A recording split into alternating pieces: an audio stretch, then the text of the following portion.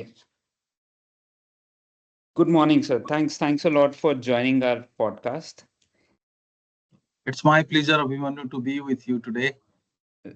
And you are an inspiration to a lot of us in the industry who are working in the sustainability and ESG space. And JSW being the leadership in what you're doing. A lot of companies and individuals in the sustainability take motivation from the initiatives what you drive. Thanks a lot for your uh, time, and would want you to brief about yourself and how your journey has been. How did you move from what you were doing from earlier to sustainability, and how did you go up the ladder as such, sir? Thank you very much for your kind words, Abhimanyu. I mean, sustainability, if you see, when I started my career way back in 90s, I was fascinated with the nature. And while studying my engineering, I was more intrigued to understand how humans interacts or interplay with the nature and how nature interplay with the lives of people, and that prompted me to do a environmental engineering course at that point of time, where people are also commenting why you want to understand the engineering part of environment, because that's what I believe, that while there is a interplay between the lives and the nature, which is basically Almighty's design, but there are a lot of human ingenuity can possibly use those natural forces to the benefit and to enhance the quality of lives, and that's how I started doing my studies. But then after graduation, after doing my master's in environmental engineering, we started working with a large public sector, that is Steel Authority at that point of time. And steel industry is known for their impacts on environment. Carbon, yes. We started developing environment management division and working on different aspects, and that was the start of the career. So if you see, initially it was more to do with environment, because sustainability was not hard up. But then as we moved uh, through the career for last 33 years, I moved through various organizations. Climate change becomes very important part, just after possibly around 2000, 2005, 2006, when Kyoto Protocol kicked in. The climate change, carbon becomes very important discussion points among the professionals like us. So we started focusing on that, started a business with Lloyd's Register to manage the climate change services, and then moved to a corporate in Aditya Birla, where we started working on formulating sustainability strategy. So that's around, say, mid 2000, say 2015, those concepts changed. And post COVID, actually, it made the changes in the psychology and made changes to the way business were thinking, how they run the business. With the supply chain disruptions, that made ESG sustainability coming to the forefront of business strategies. And that is when we started developing specific strategy towards sustainability and managing those which can really have an impact on business. Rather, my belief is that sustainability and integral part of business strategies. So you don't need to look; these two things are conflicting with each other. Rather, sustainability driving business purpose is what I really pursue, and I am a true believer of that. Taking account of all the stakeholder expectations in the right way, I believe is the right way also to grow your business. Great, sir. So that brings me to a follow-up question to the stakeholder management, what you just uh, got into the conversation. So when we speak about a steel company, when you speak about a cement company, or when you speak about a retail company, you know who your stakeholders are, and they're all wearing the same hat as such for the business. But in your case, you work as a conglomerate where you have a steel entity, you have a cement entity, you have multiple entities, and everybody are chasing a different goal within their own organization. So how is it easy or difficult for you to navigate multiple uh, so if I can relate to, it's like you're a single driver but you have 10 roads what you have to drive on simultaneously. So how do you feel about it, and what is your navigation path around it? No, I think it is very simple. If we stick to the path that why we exist, and then it will be easier. Now, Correct. if my understanding is that any business, whether it is steel company, energy company, cement company, IT company, financial services, clean tech, or companies like RUI, what you are doing, what the business purpose? The business purpose is to solve a societal problem or societal Correct. issue, right? That is the basic purpose. And when you solve that purpose, you have to interact with multiple stakeholders. Some stakeholder will have important say on your business. For example, employees. They're very important stakeholder for any business because whatever you want to do. See, for example, in my JSW Steel, I tell our job is to make and sell steel. In energy, our job is to make energy and sell those energies, right? In cement, we make cement and sell the cement. That's the primary reason. But why do we do that? We do to solve a societal need, a societal Correct. problem. And every organization, in an IT company or a company like you try to find a solutions to a problem.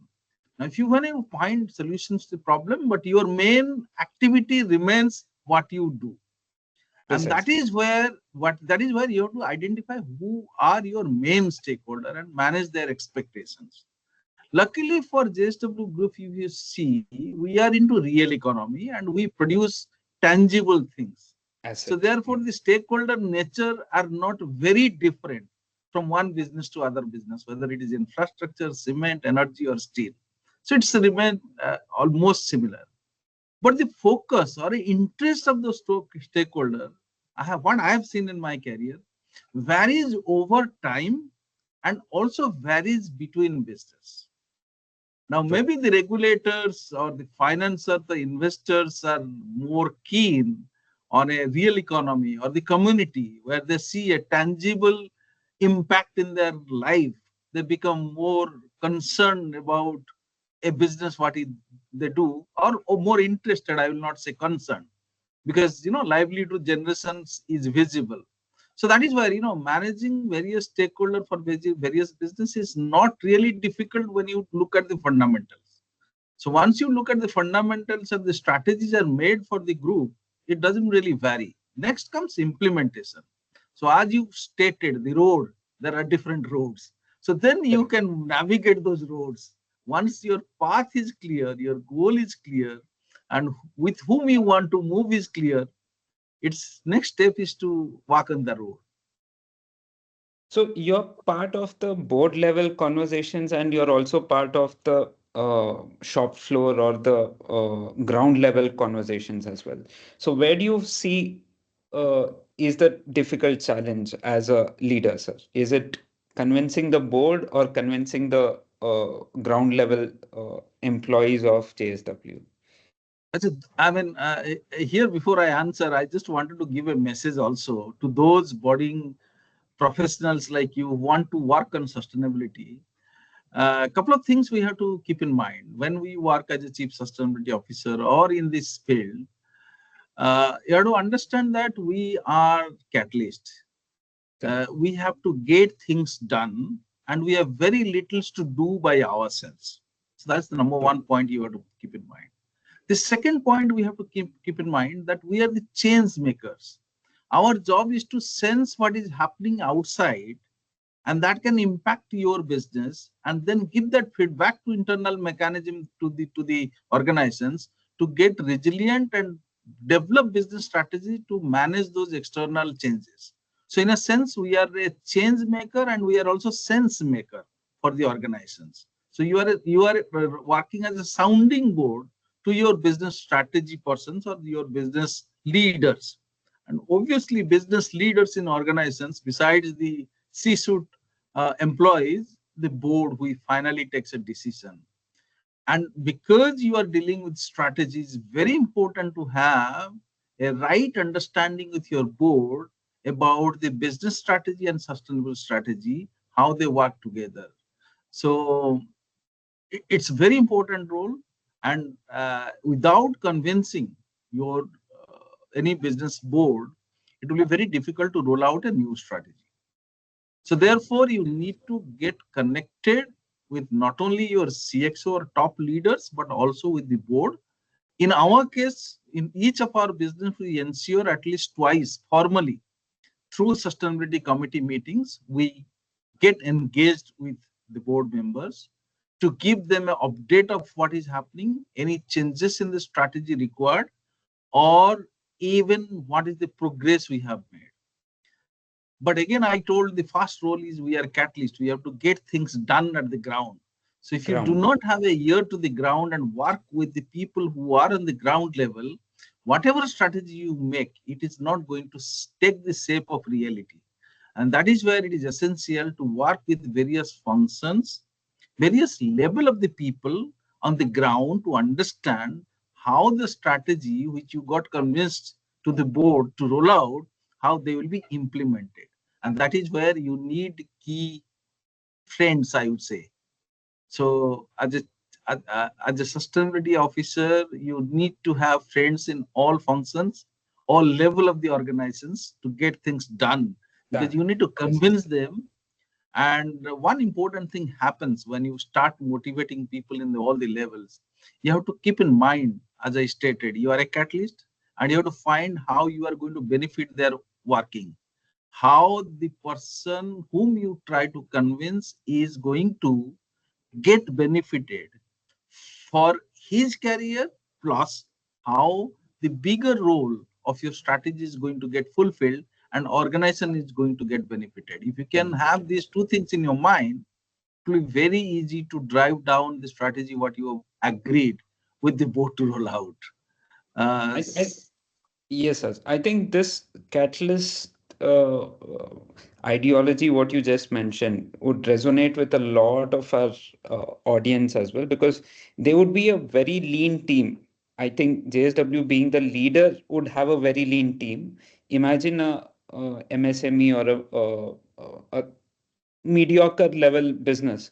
It would just be one person team, or it could be someone from HR who is taking up sustainability as a additional responsibility, or a logistics person taking it up as a additional responsibility. So for them, they have their own core KPIs to drive, and this is additional responsibility. So I think, as you rightly said, stakeholder management is the key for any size of business, whether small or large. I think that's a good takeaway.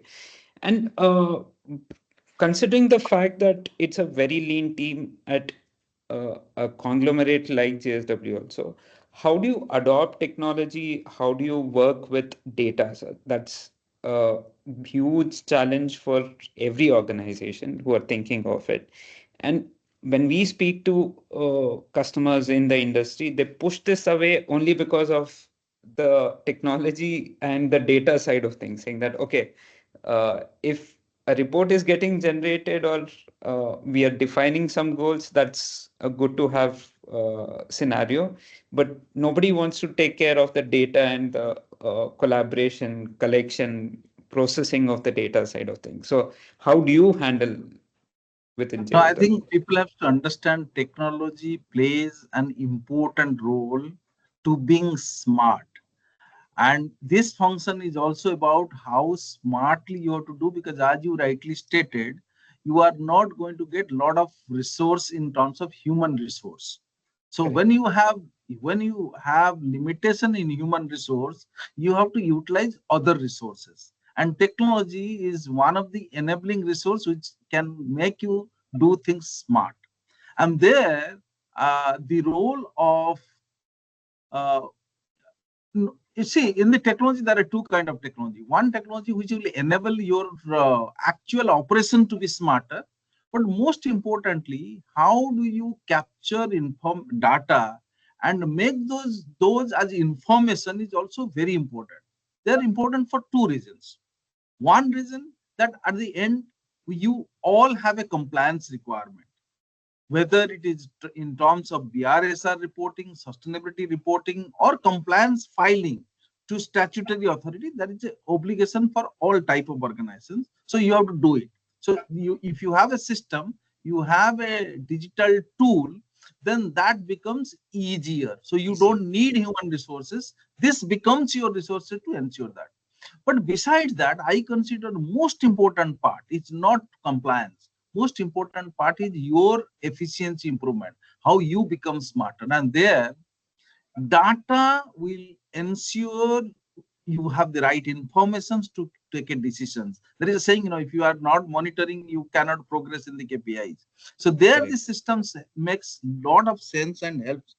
You can course correct if you are not doing well. If you know the information in the right time, you can take the management decisions. The management decision depends on what kind of information you get, and information depends on what kind of data you have. Sorry, if you don't have the right data in place, then you can't take any decisions. So that is, Correct. I think that is very Crux of important rather than only compliance. So people has to use those data management systems to drive management decisions or business decisions. So these are a key. great, sir. Uh, thanks a lot for giving us so much insights into what you do on a day-to-day basis, sir. And understand you have huge stories to share because you experience it day in and day out. Any one short story what you can share with our audience, which would be something what they can take back in their lives as well as a motivation?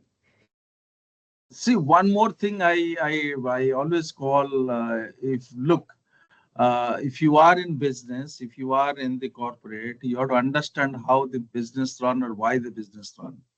And my philosophy, I have told this several times, that business is run by three motivating factors.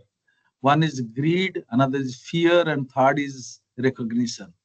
And greed means you have to make money. Because if you don't make money, no organization will exist. You can't do Survive. the good for the society. So therefore, greed is Correct. most important factor. Next is fear. Fear is compliance. If you do not comply, if you do not have a social license to operate, you cannot operate.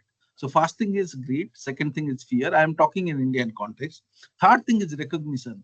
After doing all things, you also need to be seen as doing good, right? And Appreciated. that is where your recognition helps. Like if you are telling JSW is doing good, that is a feel good factor. But the priority is first is greed, right? Great. Then it's fear, and then is recognition. And you need to work on these three levers. Therefore, you need to look sustainability as an opportunity.